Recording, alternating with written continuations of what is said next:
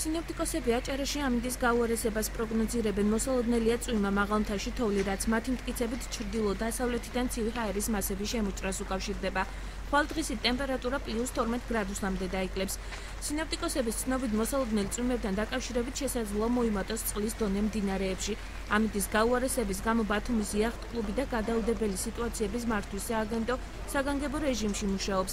როგორც მათ განაცხადეს, მოსალოდნელ ამინდთან დაკავშირებით ინფორმაცია მათ დედაქალაქში მყოფი სინოპტიკოსებისაგან მიიღეს. ქართულებების თავიდან აცილების მიზნით მობილიზებულია სამთო და წყალზე სამაშველო სამსახურიც. ამინდის პროგნოზის თანახმად დღეიდან მთელი საქართველოს მასშტაბით მოსალოდნელია ამინდის გაუარესება. ანუ მოსალოდნელია თოვა, ყინვები, ტემპერატურის კვეთრი ვარდნა, მდინარეებში წყლის დონის მატება, ზღვაში შტორმები და შესაძლოა ქარბონბალებიც.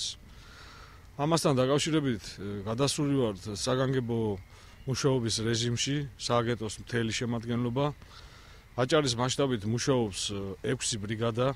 მოსალოდნელია დღეს ღრუბლიანი ამინდი, წვიმა, მაღალმთიან რაიონებში თოვლჭყაპი, დღისით ზოგან ძლიერიც შესაძლებელია დღეს იყოს ძლიერი და ძლიერი ნალექი შენარჩუნდება ამ საღამოსაც. თან ახლოს იქნება ამ ძლიერ ნალექს დასავლეთის მიმართულებით ქარის გაძლიერება.